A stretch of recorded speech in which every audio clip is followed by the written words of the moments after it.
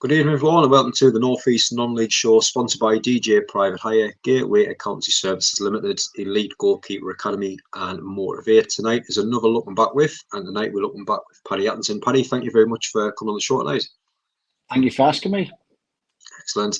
Now, I'm a bit jealous asking the questions. So once you put this post out, we had a lot of people saying, "Can't wait for this one, the best one yet. Get the popcorn ready." So it should be a good one to listen to. There's a few stories I probably can tell, but so yeah, let's see if we can get through it. But starting with Redruth Boys and a great history, like I say, a couple of clubs in the North East at that time. When you get asked by them type of teams to go and join them, setups like that, it's a bit of a no-brainer. I mean, tell us about your time there. How did it all come around, and the coaches and the players that you played with? Yeah, I mean, it started Wigan Fellside, to be fair, with a lad called Terry Gatenby. That's where I started my football. Used to play football with his son Jeff. Started scoring a few goals, and every time we played against Redruth Boys, they always had a fantastic setup, fantastic team. So it was like, oh, I'd love to play for them. And then one day I got a phone call, asked if I would go down. So I used to travel down with a lad called Paul Dent, who wasn't a bad player, but what a team that they had. To be fair, Terry Richardson was the manager. When you walked in that boys' club, you just felt a kind of winning mentality. To be fair, all the men really on the walls, people's strips. Seppi was a guy who was like military training. He used to make you stand against the wall. Probably everybody's talked about him. Obviously, Tommy Leonard. Evan, who used to run the boys' club, just a great guy.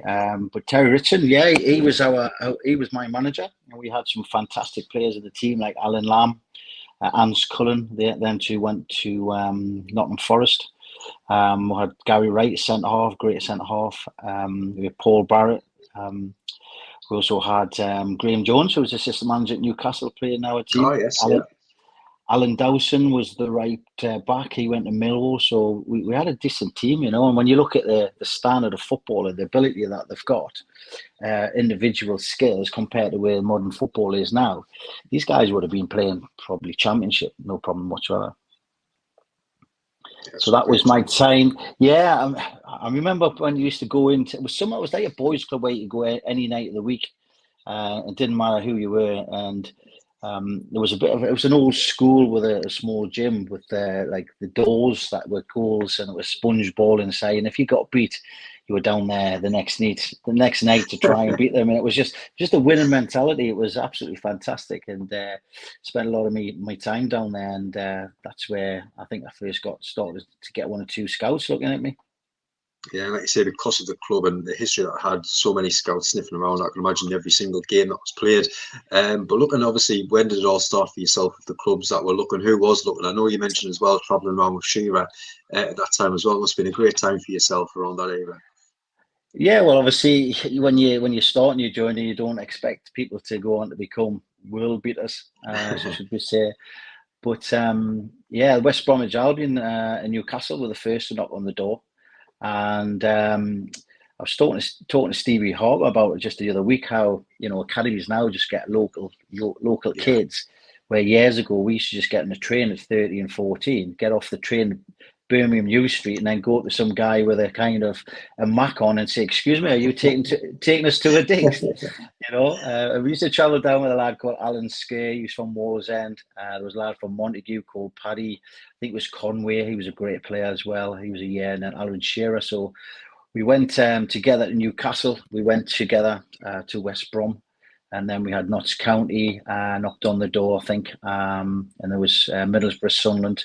And I used to go to School of Excellence. Remember that? Where there was kids used to go.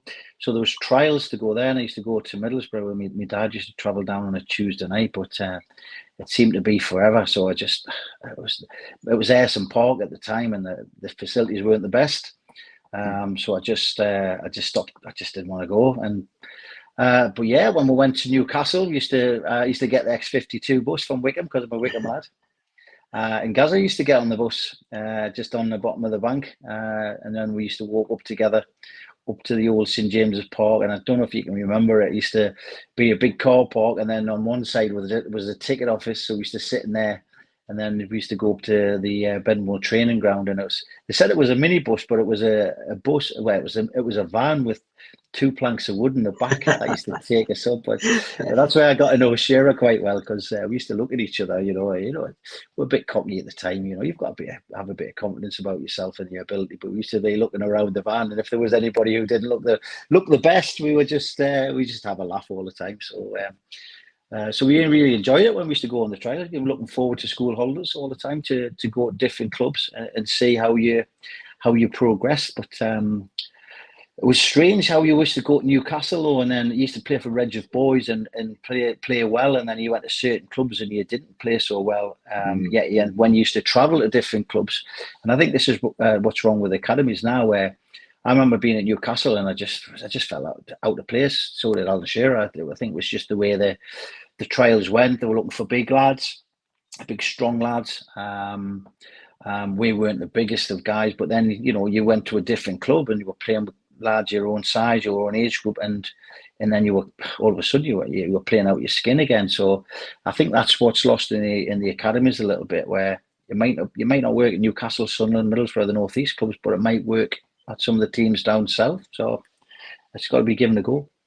Yes, it's true. I mean, you mentioned obviously they're looking at that time for the strong lads, and they kind of went for that era where they're looking for tall lads, where a lot of people got released because they're too small, and that's that same old line. I know Parker's kind of going through the same thing at the minute with Sunderland, the training development centre and the academy trials and stuff like that. And it's just crazy what they look for in young lads at that time. They don't give them a chance to go in and show what they're made about, rather than the height and this or that. It's strange, isn't it? Well, you just look at Bobby Clark, who's gone to Liverpool. Yeah. Ollie Harrison, they've gone to different clubs, just that different environment. Maybe it's a different coaching method, and they start coming out the skin and develop a bit more, where they might have been playing with players at Newcastle who were probably better than them or seemed better, but they have obviously progressed better. And it's just I keep telling young lads, if they don't make it in a North East club, don't give up your hope and don't give up your dreams, because you're there for a reason. You've probably got talent. Parents normally come up to me and say, "You've got any advice for me? He's 13, 14, being released by an academy." And I'm like, don't worry about it. That's when you should really be starting to go to academy and just starting your journey 13, 14, not at 8 and 9. So that's my advice to anybody who's got kids who've been released from academies. Yeah, no, 100%. And after that, Sheffield United signed the school form papers. Obviously, Ian Porfield there get you down. You had the loan move to Pools at that time as well. How did you find your time at Sheffield United? Left school at 16 on the May, and within 4 weeks I was expecting to do a bit of partying with the mates. I missed out on that. It was my dad was packing me bags and straight down to Sheffield into digs. When I first went there, amazing, because Ian Porterfield met me there when I arrived. Met me dad, sold the club to me when we signed schoolboy forms.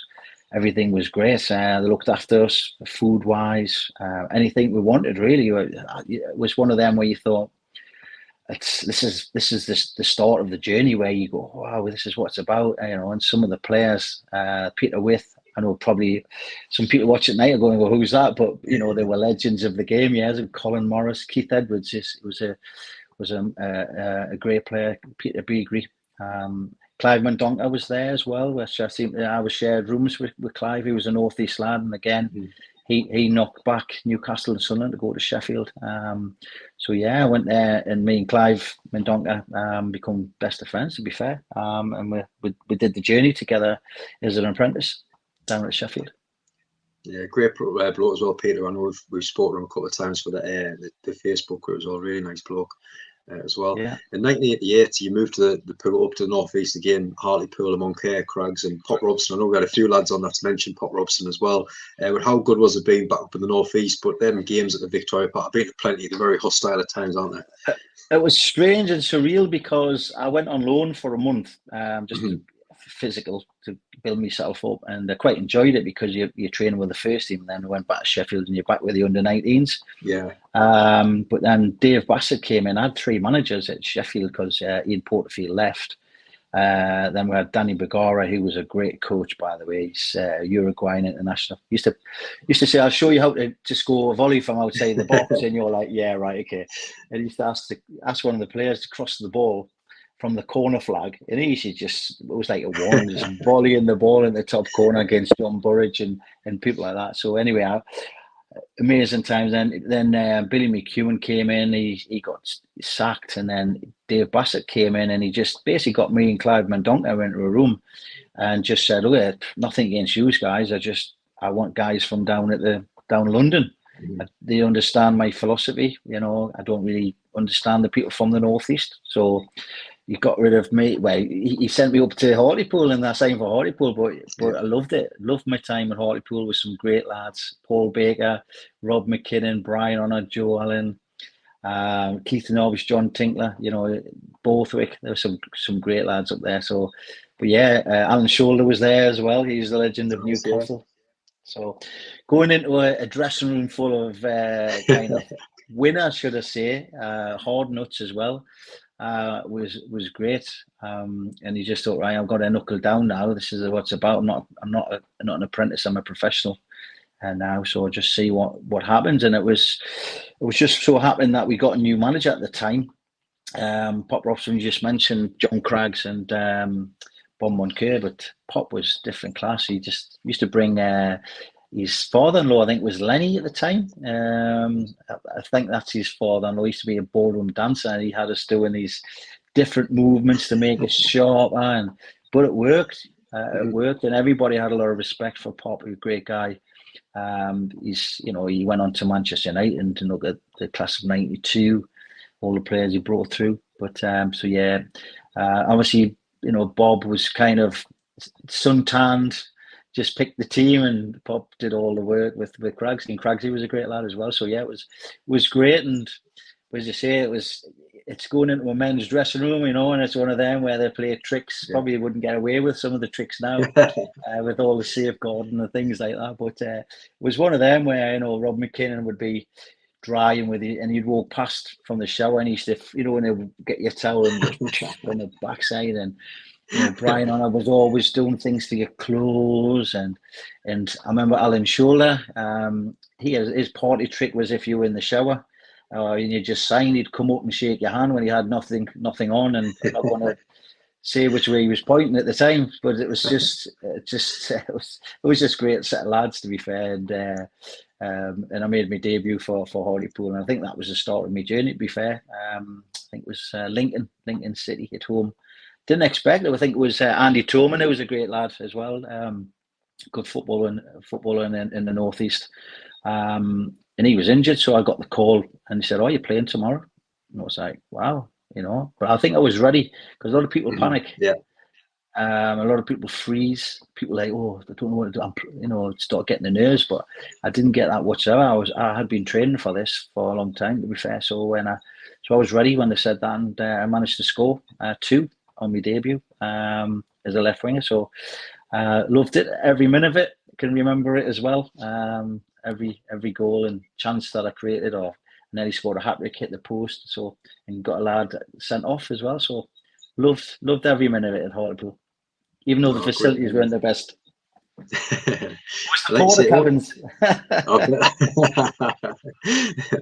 only 18, like you say, at the time signing for pros. You mentioned the changing rooms, and I watch a lot of, obviously, the podcasts now, and they talk about players that's just kind of coming into the game, and one thing that would be classed as bullying and this and that. But I think back then, at a young age going in, I think the senior players, they kind of made you or break it. I think sometimes that made you the type of person that you are, and I think it's important. It would be good if it went back. I know it couldn't now because of, obviously, grassroots and obviously the bullying stuff and stuff. But I think it helped, didn't it? I think it's a bit. People ask what it takes to become a professional footballer, and you've got to have something about you, because the dressing room is very hostile. And I remember, I think it was my second or third game. The second game for Hartlepool was an FA Cup. It was something like the third round, and they hadn't been past this round for a number of years. And we got Bournemouth from the Championship, and we were winning 1-0. And I didn't know I was going to be playing, because it was my debut, and I thought Andy Toman would come straight back in. But I played the second game.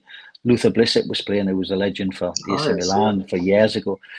And Brian Honor scored. I mean, as you talked about, the crowd at Hartlepool was amazing. Just everybody piling on in front of Brian Honor and stuff like that. And then they scored in the I think the last 5 minutes. They got a dubious penalty, and then I had a chance last minute, and I just hit it with the outside of my boot, and it hit the post and went wide. And it was John Smart, who was the chairman, who lived in Wickham. He talks about even today that I cost him £500,000 on television rights, because when we played Bournemouth, we got 4-5-1 in the replay away to Bournemouth. But we got Man United at home the next round, so we would have gotten Man United and the TV rights.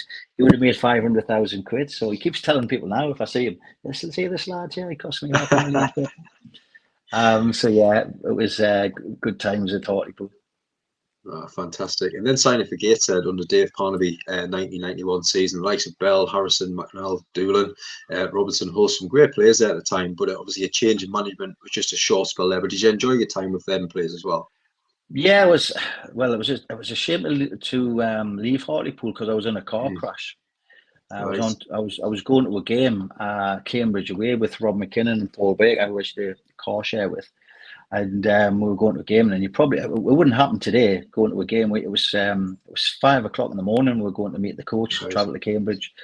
Black ice down at Horden, and we went down the bank, and I was a passenger in the seat, and we crashed into a tanker, an oil tanker. And I had a crack in my bone on my shin, so I couldn't play for 6 or 7 weeks. I lost my place to Joe Allen at the time, and then we got a new manager, Cyril Knowles, and I was travelling in with Alan Lamb, who had signed from Forest, and Don Hutchison, who was an ex-boys club lad and went on to play for Liverpool.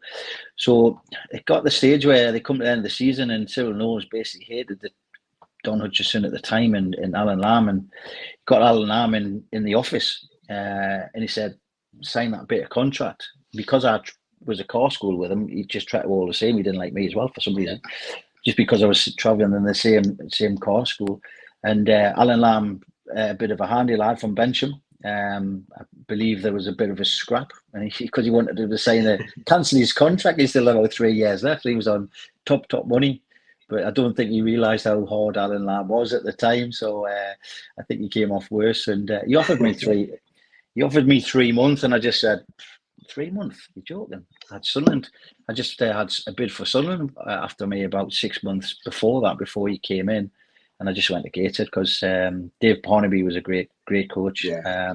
I think he went to Middlesbrough, and I think everybody who's played under Dave Parnaby can say he's a great lad, a great guy outside of football, great guy. So yeah, I went to Gateshead, and Robbie Hulse, Tony Robinson, who was unbelievable player, Derek Bell, great lad as well, great footballer. Robbie Hulse, like you said, some great players in there. Keith McNall, Paul Doolan is another guy. If you've seen Paul now, I still keep in contact with Paul and a few other lads, and he had one of the longest throat you've ever seen in football, Paul Doolan, but great set of lads. So yeah, enjoyed my time there, even though it was just a short spell, because Dave Parnaby went to, I think he went to Middlesbrough. He got a sack and he went to Middlesbrough, and Tony Lee came in, and he just made it clear he wanted only all of his Northern League team, Billingham, Synthonia, who had just won the league. He wanted all those players in, and that was it. Fair enough, but did score my debut at the international stadium. Yeah. Derek, I remember I was playing in front with Derek, and he had a shot, and I thought that's going in, and the keeper just palmed it out to me, and I just slotted it in. So it was an easy one, but at least I've said I wore the Gateshead shirt and scored, so I was quite pleased with that. I like to score a goal here and there, so left a bit of a legacy. Oh, good stuff. And joining Barrett under Ray Wilkie and travelling with him, good memories. I know I've read a few pieces as well, really good memories. I mean, and scoring against Gateshead as well at that time. Was that a nice period for your time at Barrow under Wilkie? Ray was a great guy, one of the best in football. If he was, unfortunately, he died of a brain tumour, and I was there when he at half time when he started calling the players the wrong names, and I think Alan Cook at the time was his assistant manager, and he was just saying just go with it, and he was just calling everybody the wrong name and saying the wrong words at half time.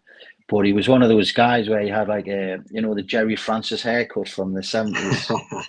And he was one of them lads where he just knew every footballer in the Northeast, knew his football, a dead relaxed, laid back guy, but a winner. And we used to travel across and when I look back now, how I used to travel to Barrow 2 or 3 times a week. But it's all about the core school in the players you've got, because we had like Gary Messenger, Kevin Proctor, who's still good friends now. I speak to him on social media.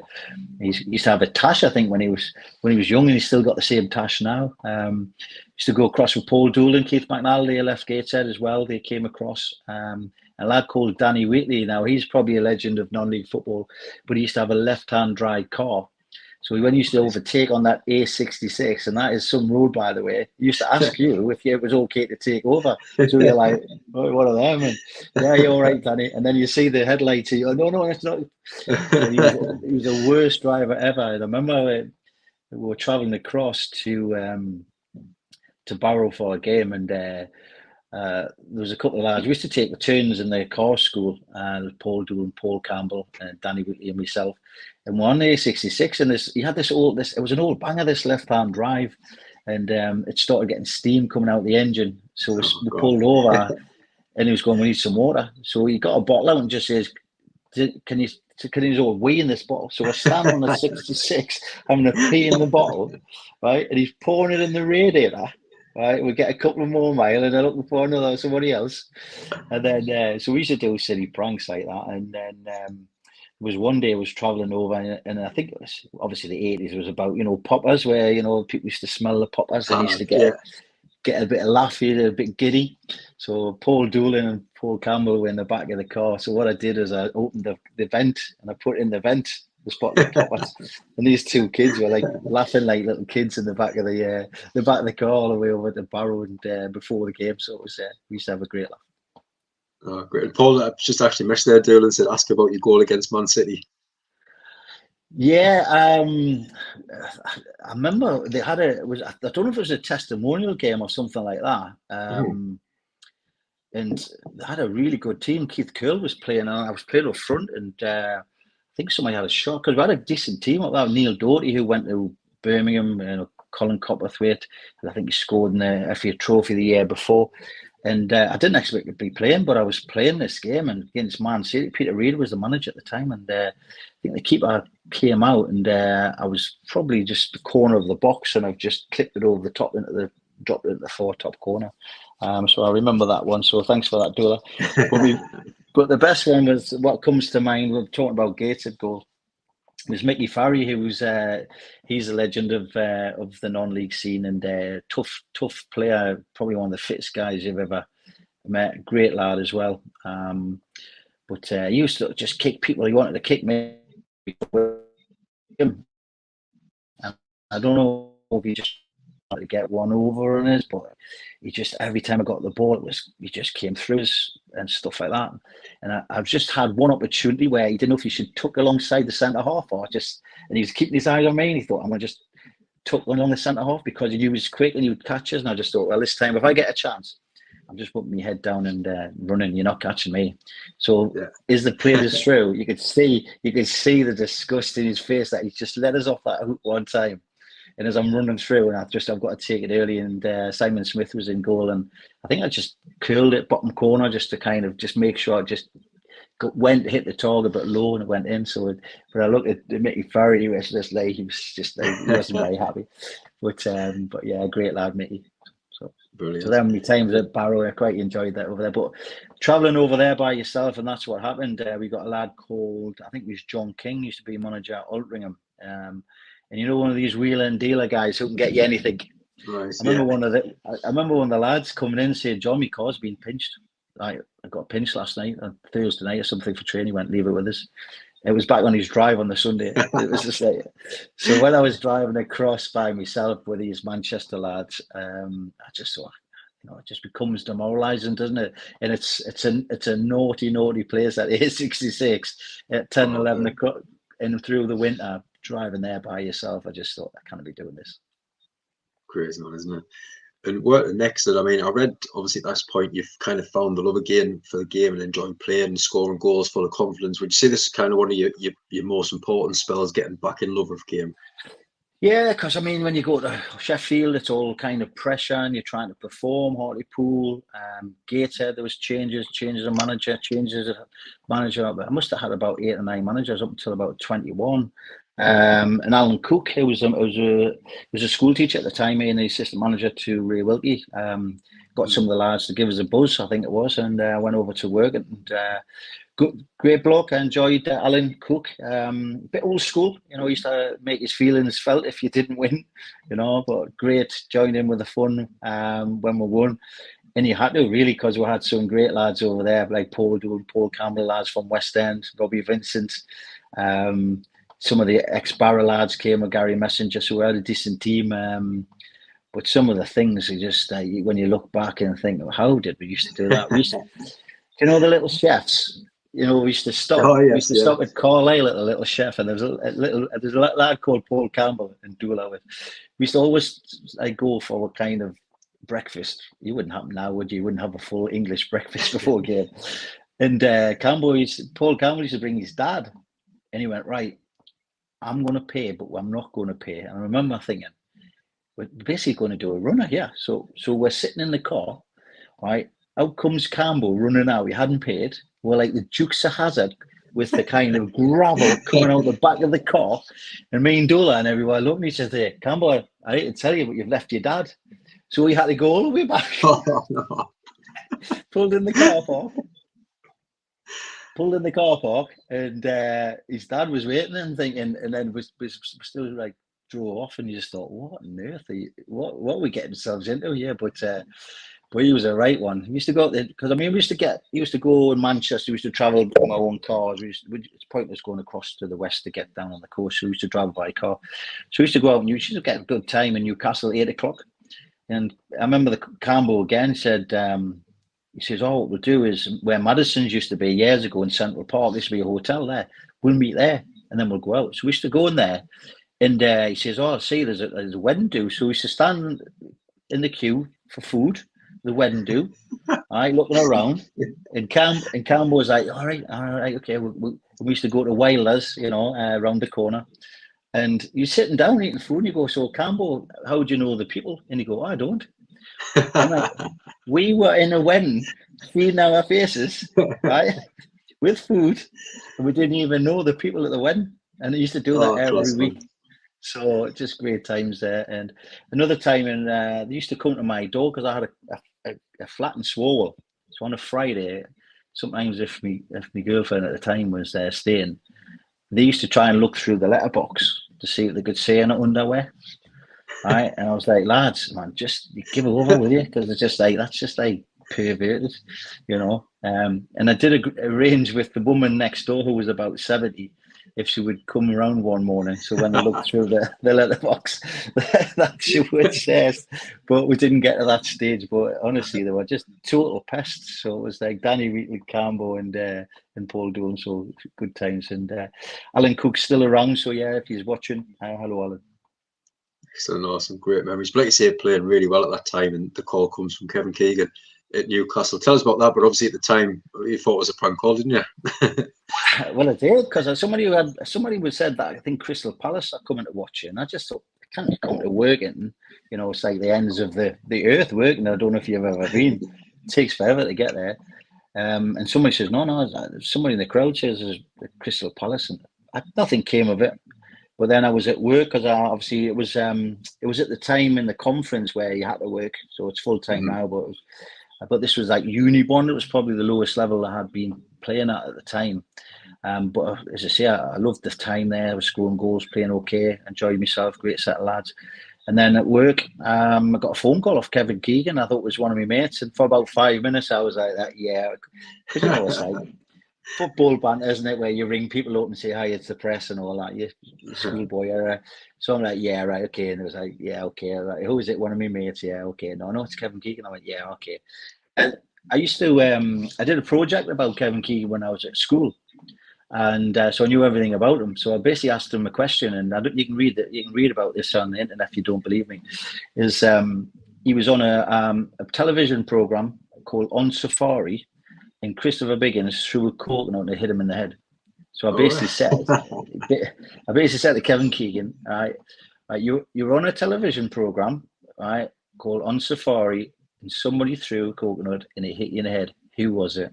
And you went, Christopher Biggins. So from there, I believed That's him. class. So he basically said, I would like to come on trial. Somebody's recommended you. We've got a game tomorrow night. So would you like to play? And it was like, who was it? And he went, well, it's Liverpool away. Right, okay. At Anfield. And the coach leaves us in James's at, I think it was something like 12 o'clock, and we'll get pre-match. And then, wow, it was as big as what I'm saying. Wow, because just turning up at St James's and getting on the coach and seeing like Scott Sellers and people like that was I think Mike Cooper was in goal at the time, Stevie Harper. I think Stewie Elliott might have played that game. Alex Matthew was up front, and but I remember they had David James, Redknapp might have been playing. I think Bjornsson or somewhere like that. I remember going for a tackle, and I just thought, that's when you know you're playing professional football compared to non-league football. When somebody hits you, you think, wow, my shin feels like it's going to shatter. Where non-league, you can get away, pick yourself up, so you just got to grit your teeth. And it was Nicky Tanner, I think, in the newspaper article, it says climbed all over me back, and we got a penalty and we drew 1-1. So yeah, and totally enjoyed that day. And I think what happened there was it was about 5 or 6 games in a row, and Jeff Clark at the time was saying, "Oh, ring me up," saying, "Oh, he really likes you, really likes you." And I'm thinking, but what does that mean? He wasn't really giving much away. And Keegan rang me up and just said, "Look, I want to sit down with you. I don't want to tell you over the phone. I wanted to have a chat." So I went and met him, and just at the training ground, and he just says, "Look, you remind me very much of what you are, hardworking and give everything, and you set the standard and the tone for some of these people." So he said, "I would like you to sign an on contract." What means by that, it doesn't get registered. But he said, what we'll do is we'll have a word with your boss, see if we can come train at Maiden Castle, which was amazing. Yeah.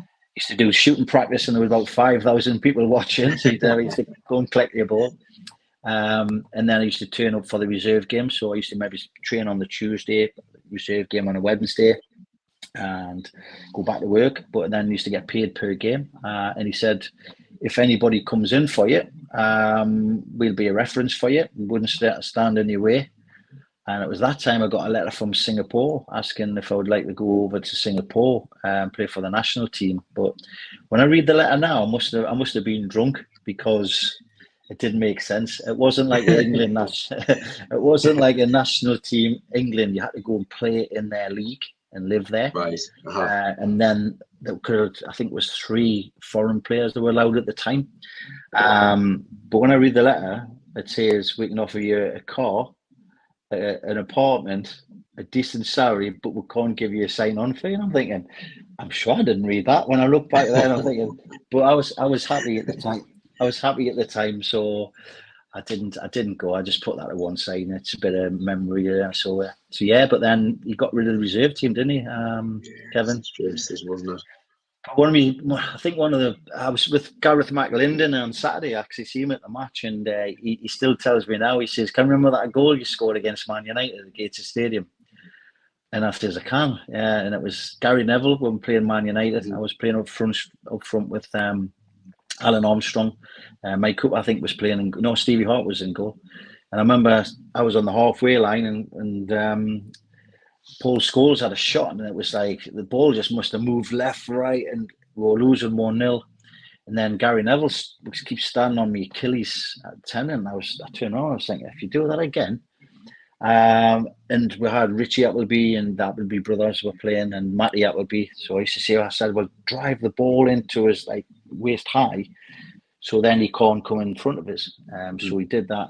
So I got the ball, and I was pretending to go left, and I went right, and I was running across the pitch, and I was about 25, 30 yards out, and I just thought, when you think, I haven't got a clue where I'm going. And it's true what people say, where somebody have a shot. So I had a shot with the left foot, and it just curled to the top corner. It was like Gazza's in the kind of cup final, right at the top. Terry McDermott was running on the pitch and jumping all over us and stuff like that. What a strike. So we drew 3-3 that game, and that was probably one of my best games I played in the reserves against Man United. But we signed Gillespie after that game, I believe, because Gillespie was playing. So yeah, it was that stands out from all the time I played in the reserves. So, but yeah, and people, one of the things that people keep asking is, did we, Sammy Hippier played for Liverpool? Yes.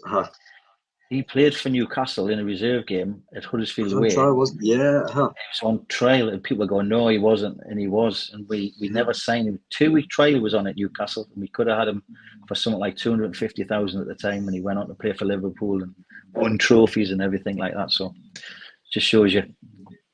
Oh, that's some great play. I mean, some of the, like you say, them first games that you played, Liverpool, Blackburn, Sheffield, Wade, Everton, Man United, some of the players, I mean, I know I've seen some of the team sheets that you've shared in the past as well. It's great to see some of the players and you recognise the names and pick them out. Well, it was crazy. It was crazy when Keegan used to come in the dressing room.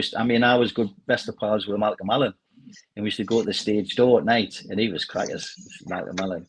I remember we went at the stage door, and a couple of lasses went back to his house, just as friends, nothing. And he had some beans in this pan, and he said, "I'm just into the toilet." And when he came back, he was going, "Don't you ever touch my beans, or I'll smash you with this pan of beans." And I'm like going, What's going on? Two lasses got it. Look, we're just trying to get a taxi from you. I was like, I think you need to go, but he was absolutely crackers. But what a player he was. He was in training. It's just his thought process.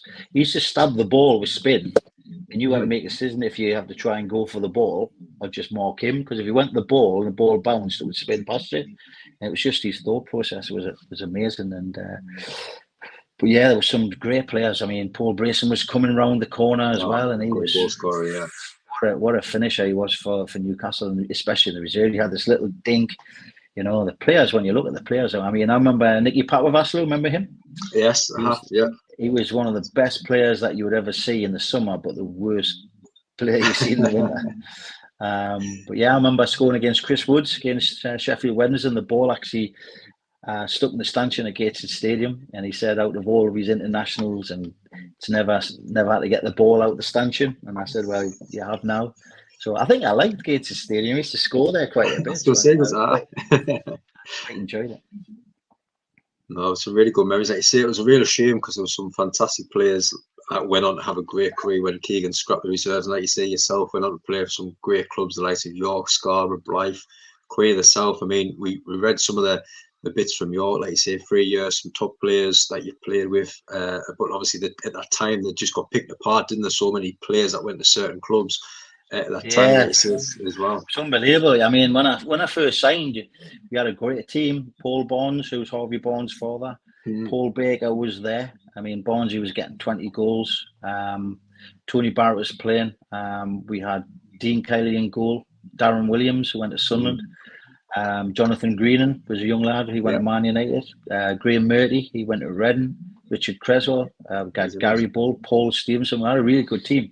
And then all of a sudden, it was just like one player was leaving, and we're selling for 400, 500, 700, 800,000. And then we're replacing them with somebody from Air United for 20 grand. You're thinking, what is going on here? I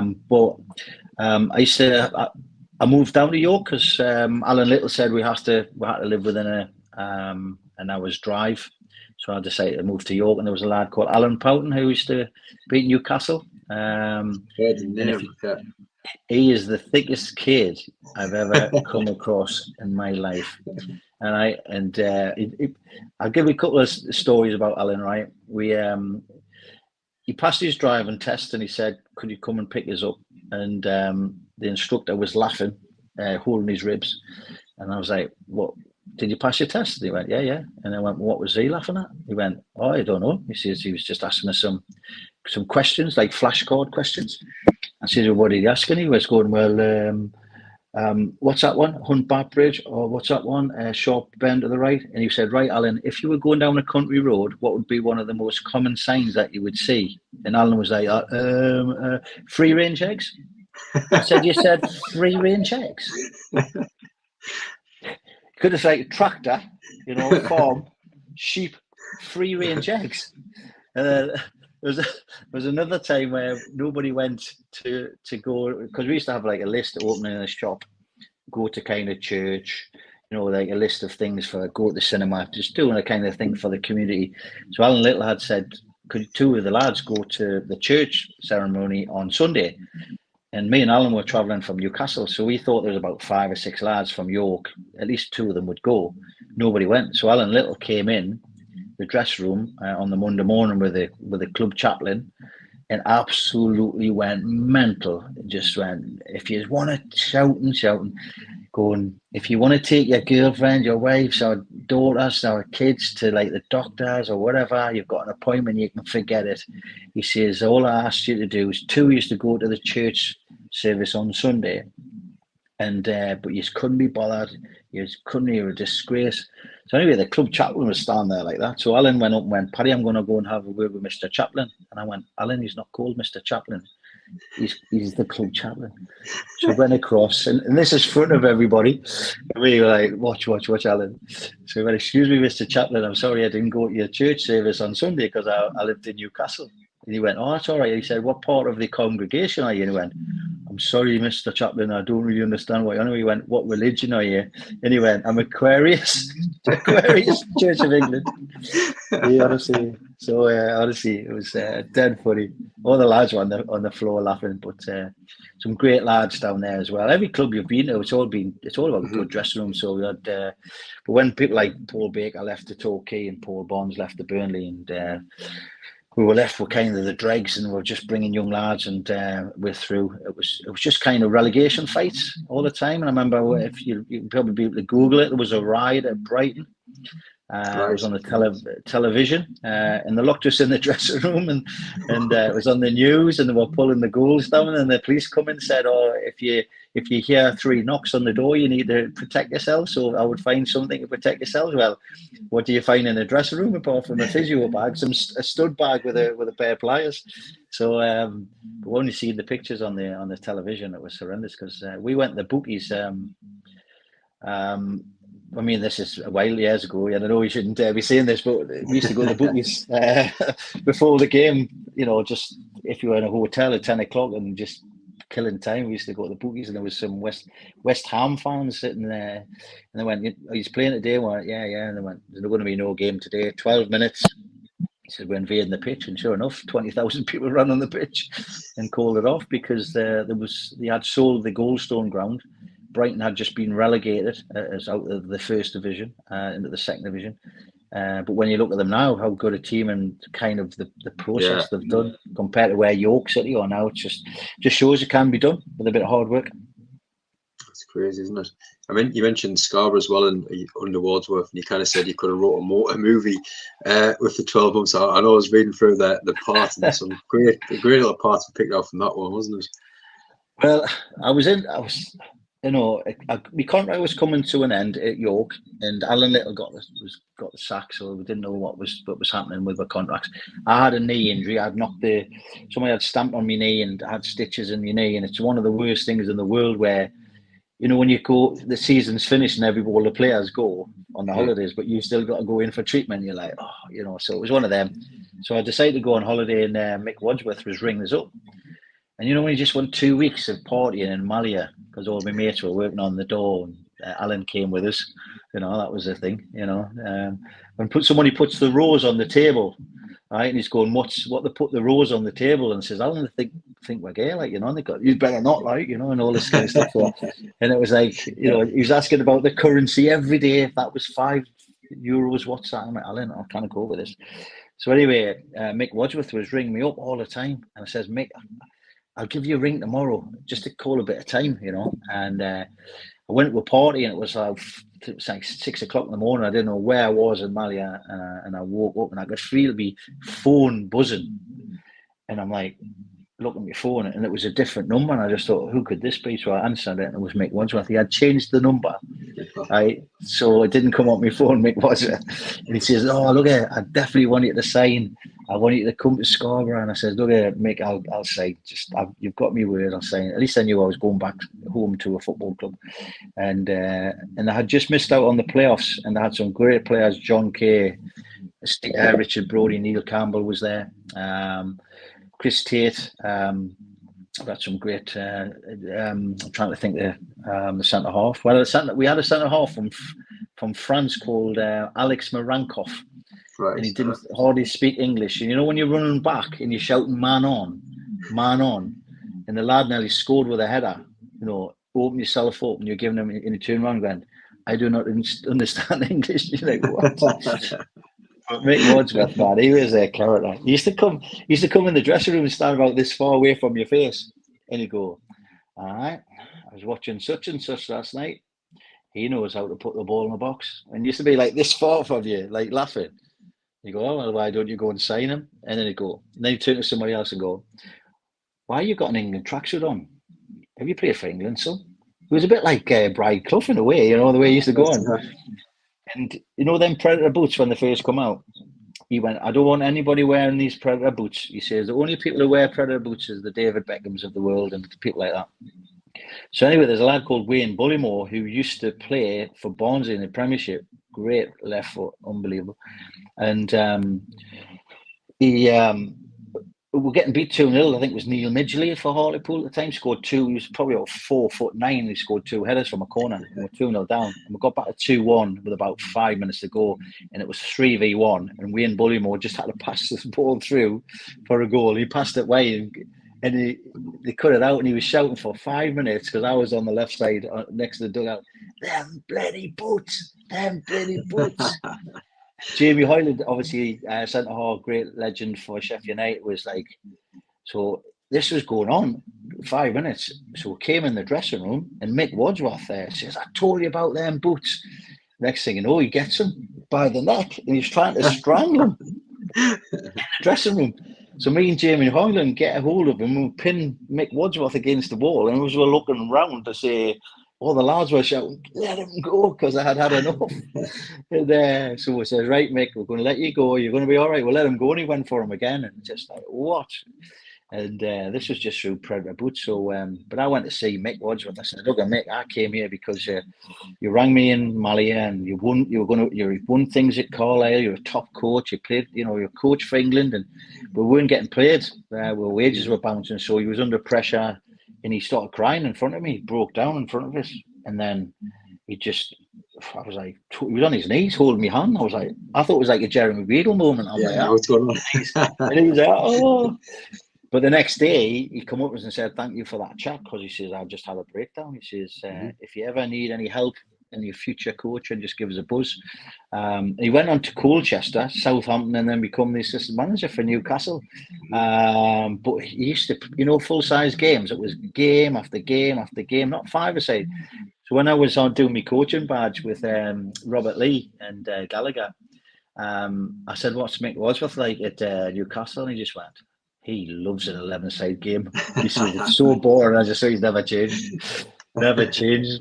But when you used to come out with Scarborough, there'd be lads standing in the underpants. He used to say, "What are you doing in the winter? -5 outside." He said, "Oh, Mick Wadsworth wants us to travel tomorrow. So if we get the cold and flu today, we won't have to travel to London." It was just, honestly, it was just mad. It was just, got lots more stories, but we can move on from there because Colin Addison came in and he was used to be Ron Atkinson's assistant, I think, at Real Sociedad or Atletico Madrid, and he was fantastic. He used to go like that with his finger. "Just want a little bubble with you, just a little bubble," like that. And he said, "We're doing shooting practice. He would have a suit and he'd fall over in the mud. The ball never went near him, but you just see him fall over in the mud." And he brought in Nathan Jones, who went on to manage Luton. Oh, yes. Great, good friend of mine, great lad. Brought in Tony Parks, a goalkeeper from Tottenham, good lad. Brought a few other lads in.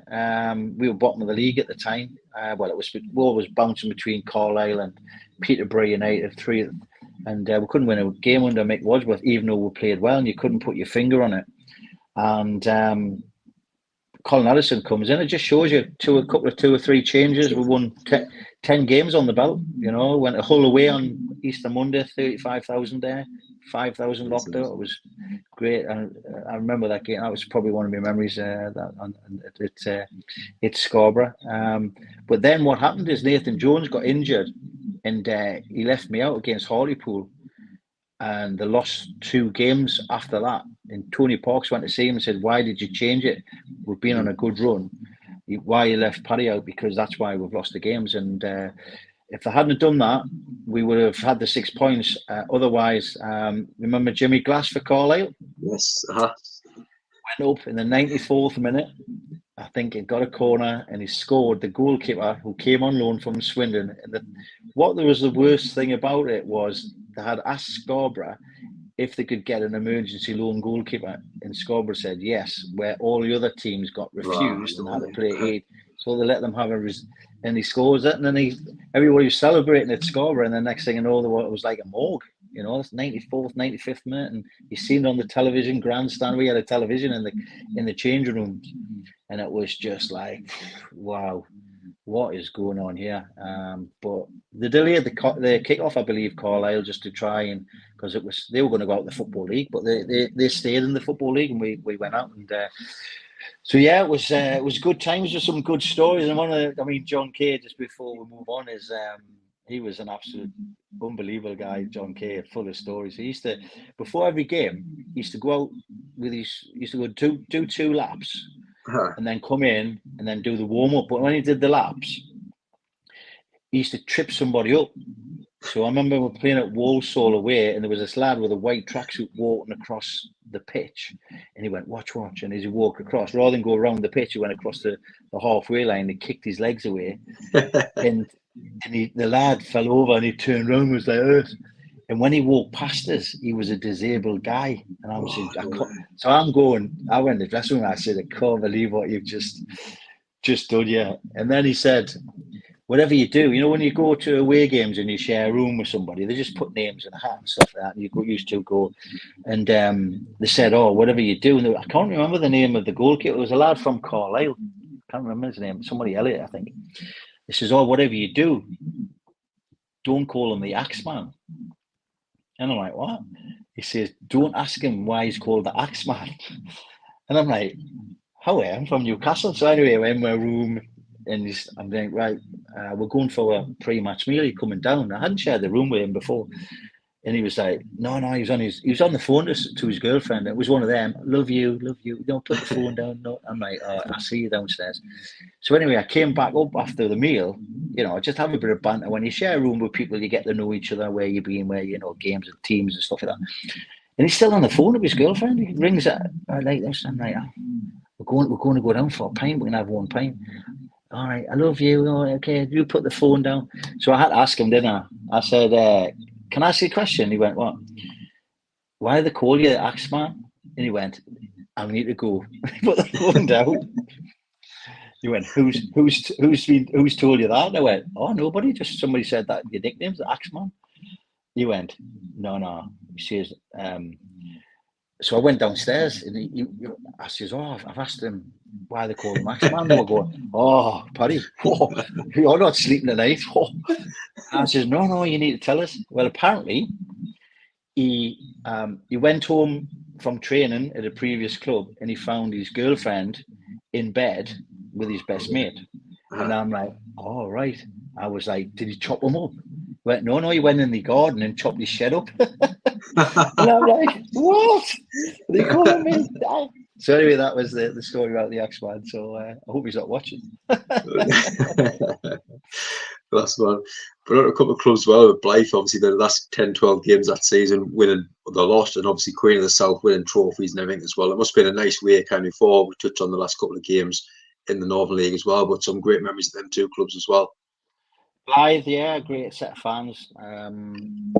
You know, good club, you know, for the North East. Mick Tate was the manager. And I've seen a couple of your interviews with people, but Mick Tate, great guy. Doesn't matter if you're on holiday in Magaluf drinking with him, pop a Monster, or he's your coach, manager. He's just the same person, and everybody wanted to play for him. So, but he was, when I left Scarborough, they didn't have any money, and they weren't paying the wages, and they didn't pay for my operation. And I knew I needed a bit of an operation or something that wasn't right, just to meet the top of me abductor.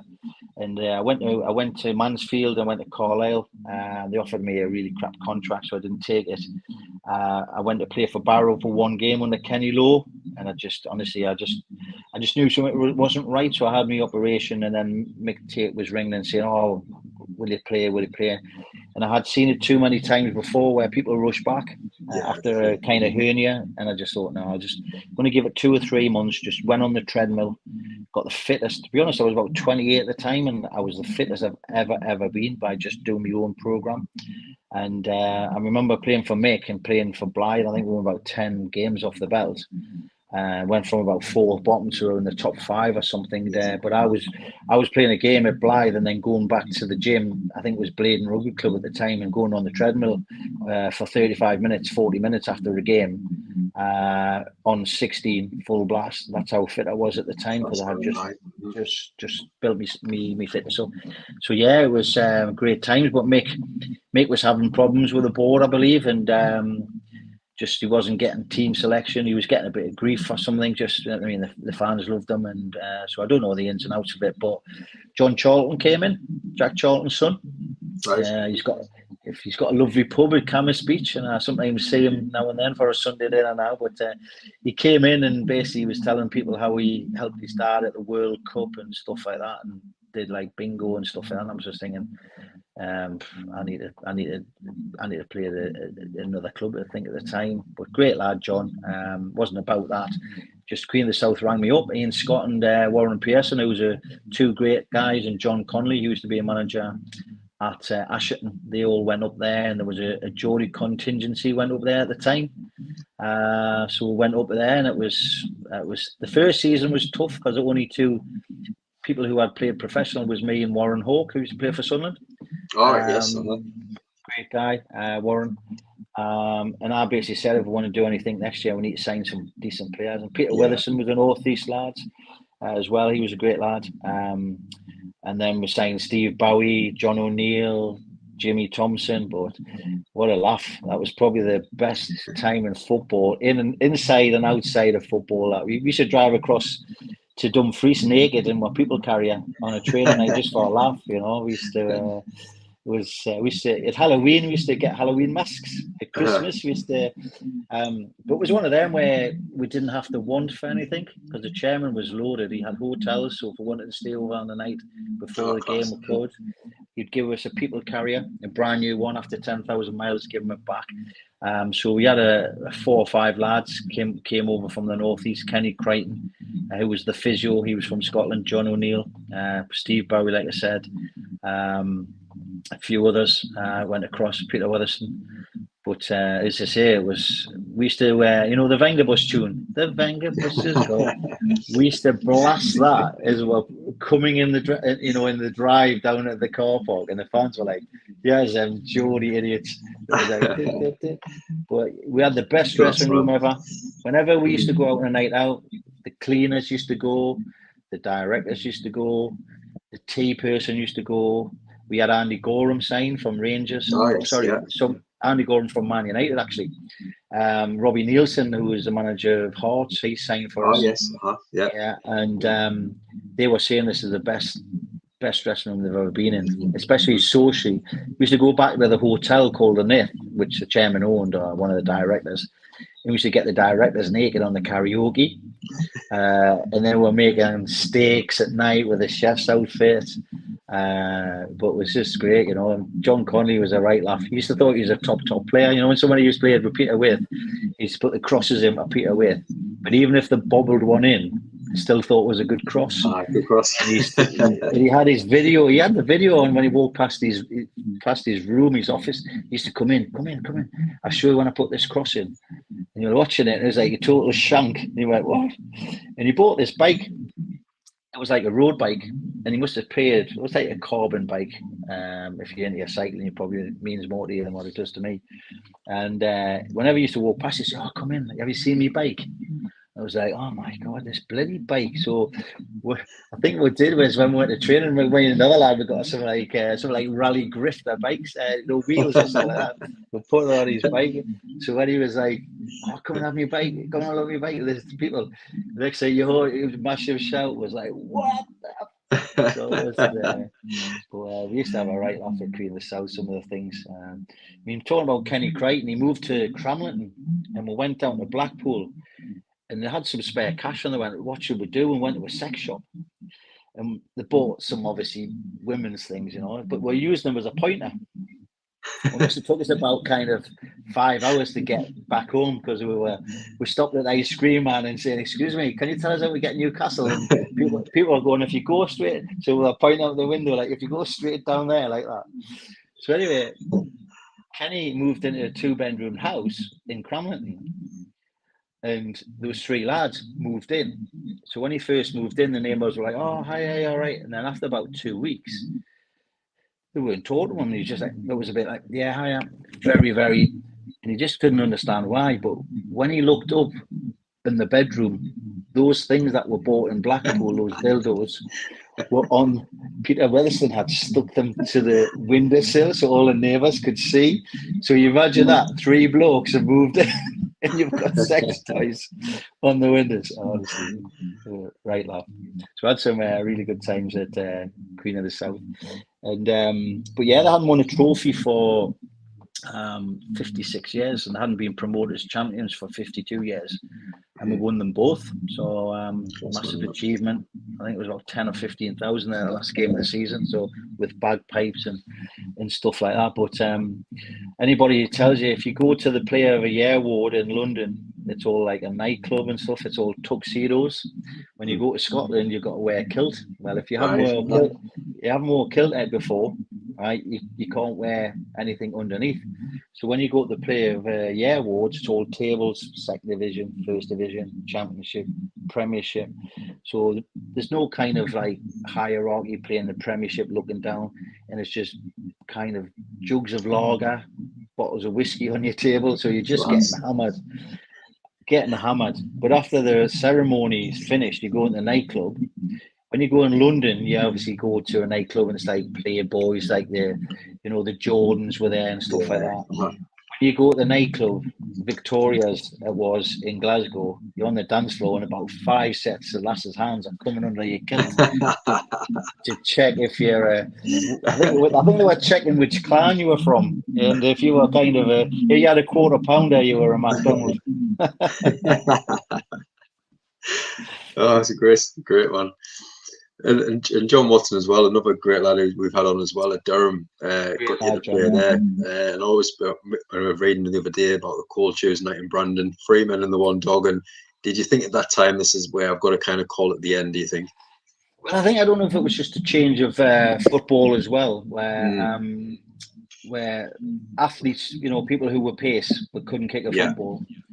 And I remember playing one game, I think it was on the pitch at Durham where it was a lovely surface. And I played against a lad and he was absolutely horrendous, but he was just quick. And when you start to kind of lose your pace a bit at 32, 33, then you think maybe I should go into coaching. Well, I had done some coaching the last season at Queen of the South when I took the reserves. And we won the league and the cup, and I thought I quite enjoyed that because I like winning things. So when I came back down, met up with John. John was, I think, he was a temporary manager at Durham, but he took the game and they were saying, "Well, can you still play?" And I was going, "Yeah, I'm still playing." "Well, why don't you still play?" So I played, I think, 1 or 2 games for Durham. And I remember going to Brandon, and I don't know if anybody's been to Brandon, but no disrespect to the Brandon itself, but the football pitch. There's a bit of a slope after the pitches to come down a little bit of a bank, and it was snowing and it was blizzard, and you're looking around. I think we're getting beat 2-0 or something. And I just thought, what am I doing? If you haven't played at that kind of level before, and you're coming down, you just thought, it is? I'm going to stick to the coaching side because I was quite enjoying that when I had taken the reserve team at Queen of the South. So I applied for a couple of jobs that were coming about, and when somebody told us about the Newcastle Benfield job, and I put in for that one, and it was either coach, assistant manager, or manager. So if you put in for 3, you thought, well, I might get one of them. And Paul Baker, who had been a good friend of mine at other clubs, he got the manager's job, and he said, "Well, why don't you come in and be my assistant at in Newcastle Benfield?" And So it was the start of another journey in my life, should I say. So yeah, that's how I got into football. So thanks to John, because he was quite knowledgeable as well, and we've remained friends ever since there. So yeah, that's how I got into the kind of the coaching and managing side of things in non-league football.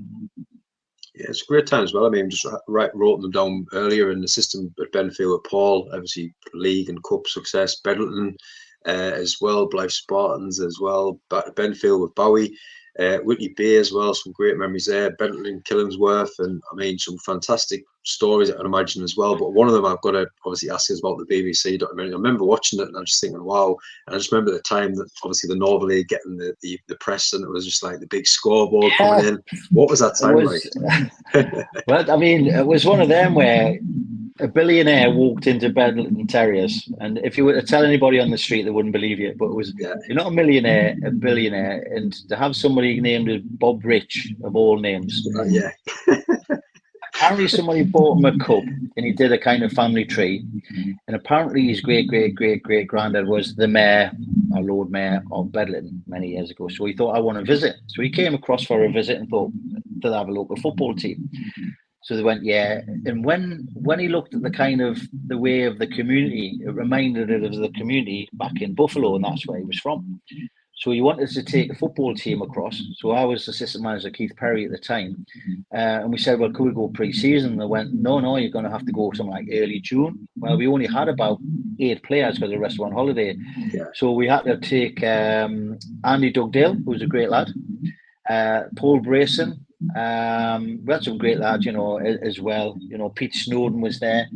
As well, Steve Bowie was there. Obviously, my ex roomie from Queen of the South. What a guy he is. So Paul Brayson came, Dugdale. There was other lads who didn't. So we got across there, and we got there. I think it was Friday night, and they went. And the game was on the Wednesday. There was a big game set up for the Wednesday. So the lads were like, "Can we go for a pint?" Stu Elliott, I think, was the captain at the time. He went, I says, well, to be honest, Stu, what we're going to do, we've got a proper training program until Wednesday, because we're there for 10 days. After Wednesday, you can do whatever you want. Oh, yeah, just 1 pint. All right, Keith, they want to go for a pint. It's not going to, we've been on the plane for a couple of hours, like 12 hours or something. Go on, we'll go for 1 pint. Okay, we didn't get in until 4 o'clock in the morning. That's the first night, right? Now, we had like a squat team, with all the black glasses, the thing in the hotel. We're in the bottom of we're in reception all day. We had this Bedlington Terriers bus. So it was going down the street, and we had our own television channel, Buffalo Television. It was going downtown 42nd Street. The Terriers were seen. Yeah, and you could see the bus and stuff like that. But it was every day we had an itinerary. Now, this Bob Ridge, he's built a children's hospital in Buffalo, baseball. He built a factory where everybody works and can take their kids for free. It was something like, it was a bit like the Charlie and the Chocolate Factories. It was just like this waterfall in the middle, and then we went to his weekend house, and it was like we had a nearly 11-a-side, 12-a-side game on one of the lawns. There was swimming pools. We didn't have to pay for nothing. So anyway, we played this game on the Wednesday, and I think we made about £36,000 in this 10-day window, selling kind of material. We went to a kind of baseball cap factory. We could just go in the shop and help ourselves. So after 1 minute, there's a lad at the back. He got the ball and he drove this ball. And I looked at Keith Perry and I went, "They've got ringers." He says, "What do you mean?" He says, "They've got ringers." I think, "Just tell." We got beat 5-1. We totally got outrun. And after the game, we all went nightclubbing and we asked some of the players, and some of them played for the reserve teams in the MLS and had drafted them in. Now, what they don't tell you in that documentary is that we had a game in Canada the night before against Niagara United, where the waterfalls are. Uh-huh. We pulled two or three lads pulled hamstrings because before the game the mayor had a speech, there was national anthems, the managers had to speak, so we were just so cold. So 2 or 3 lads, one hamstring, one calf. I mean, I think I was about 38, 40 at the time. And Paul Brayson was up front, and we were getting beat 1-0 off this team. And somebody says, "Paddy, you're going to have to go on." I went, "I'll go on," because I had played up front with Paul Brayson before. And it's still a standing joke now with a lad called Stevie Stewart, who's assistant manager at Steve Bowie. Great lad, Stevie. And it's a standing joke now because whenever he gets cheeky, I go, "Have you scored in America?" Because I did. So I went on. Not only did I give it an assist for Paul Brayson, I even scored. Right. So, it just shows him I still had the goal scoring boots on at the time at 42 or 38, whatever I was. But great time in America. But on the way back, the bus broke down and we're sitting on the motorway and nobody asked the question. He went, we've got a little light on the dashboard. I can't drive the bus. And I was going, no, my wife's got a kind of a light on the dashboard. You can drive it, just don't drive it quick. So we missed the flight. So I had to get flights for everybody using my friend from British Airways. It cost us something like, my phone bill was something like 800 quid because I was ringing. So we were put in a little group. Some of us went to Montreal, some of us went to Halifax, some of us all went into groups all over America to go back to Heathrow. And then I had to get everybody a flight from Heathrow, and I think it cost about $2,500, $3,000 to get the flight. So I had to get all their bank details. So great trip, but nightmare getting back. Crazy, man, isn't it? So good memories with great memories. No, really good. I'm really looking forward to this part as well, the quick fire on it. I can imagine we're going to be some great replies to these ones. So 5 questions that we always asked any guests that come on to our show. So number 1, who would be the best manager that you worked under and why? It would have to be John Conley because he was a great guy. He had been an ex-professional, knew his football, but at the same time, he was a bit like Gene Wilder, where he didn't, and he relied on Warren Pearson and Ian Scott, but it worked.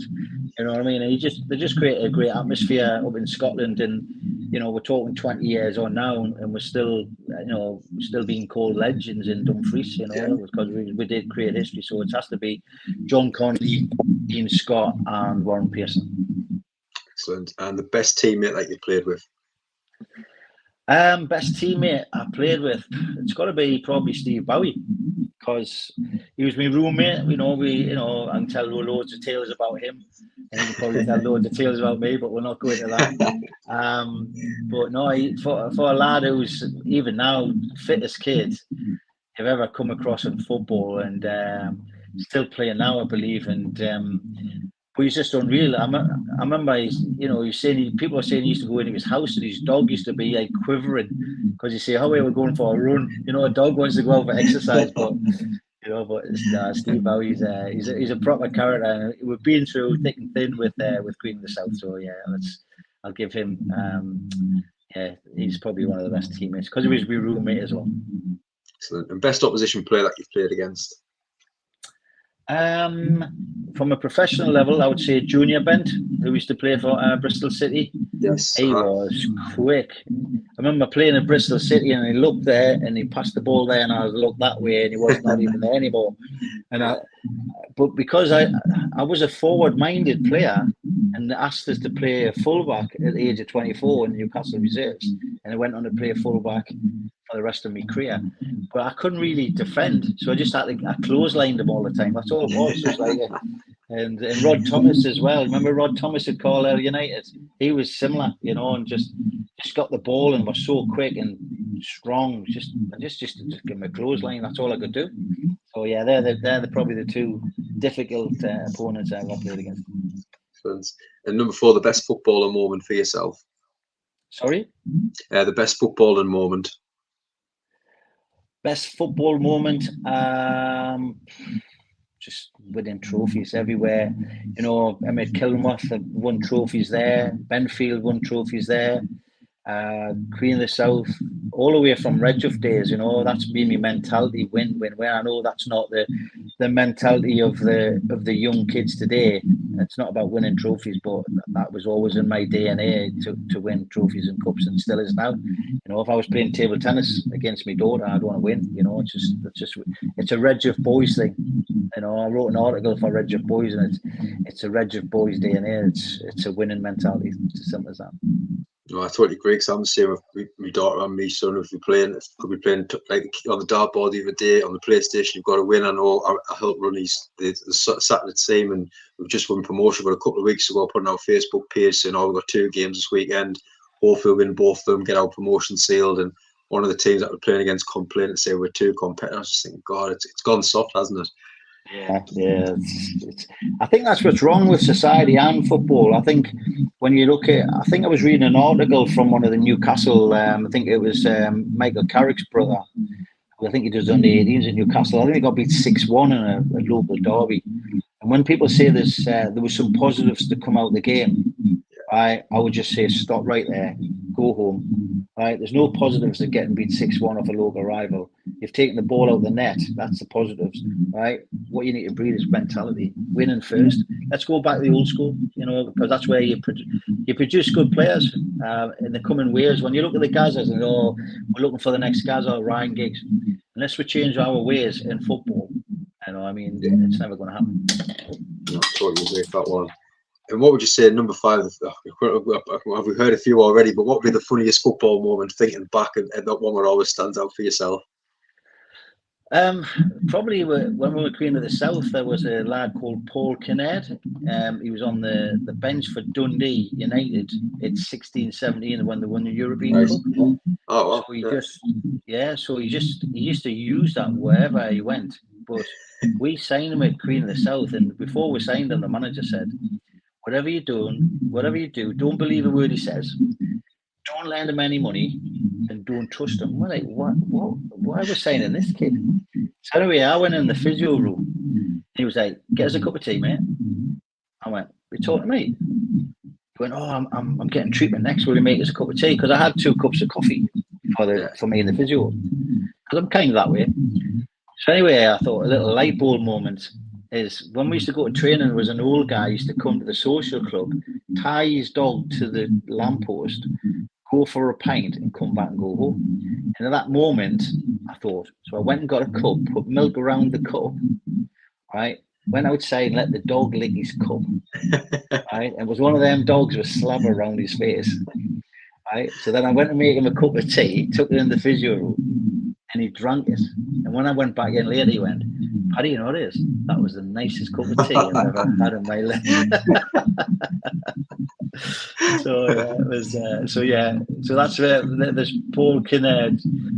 What a character, you know what I mean? He didn't last very long, so must have been my tea.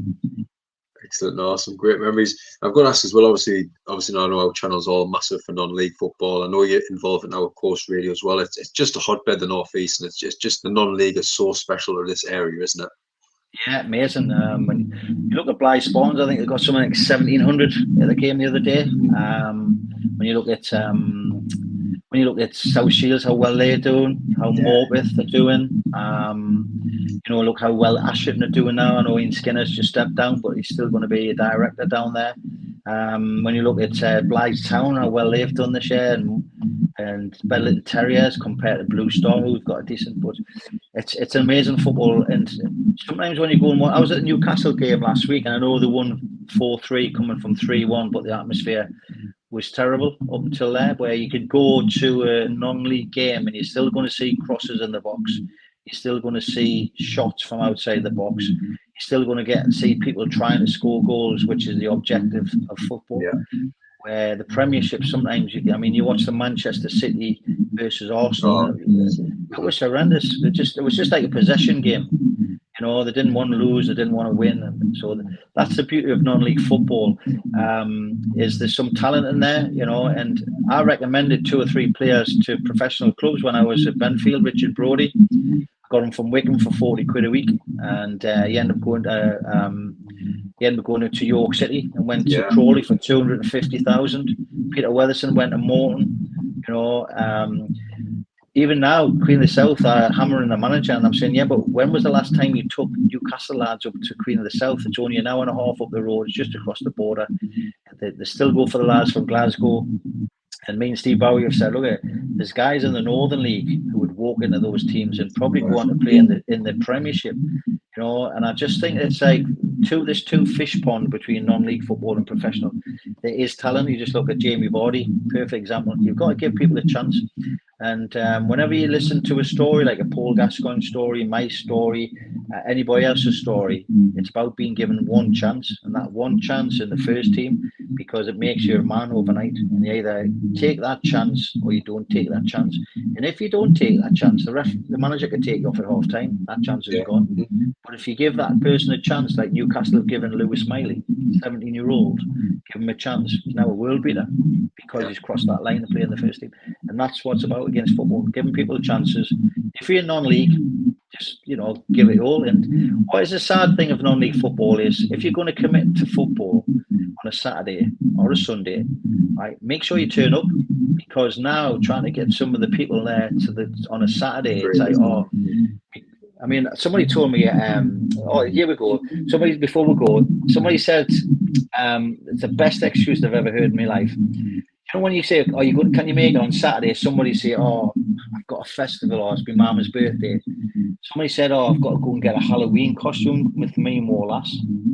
Right? That's got to be the worst excuse I've ever heard on league football. Like, he's got to go and get a Halloween costume and play football. So when you talk about non-league football, clubs need the fans to come in, so go and support your local teams if you can, and go and support them and enjoy your game of football, because you will be, and I know you love your non-league football, you will be very surprised, because the standard is sometimes very good. Class, you meet some great people as well. I think that's the best part of it all as well. Definitely. It is as well. You meet, if you're a footballer, the people you meet in football remain with you for the rest of your life. Like the Stevie Harrison was saying that, I still speak to Bowser, I still speak to Gareth McLinden, Paul Bakers, all the managers I've worked with, all the players I was at Whitley Bay, Newcastle, Benfield, we get all of those lads, they're still, when I was at Bedlington Terriers, and the first thing I always do in a football club is try and get a good dressing room. And if you can do that, you remain pals for the rest of your lives.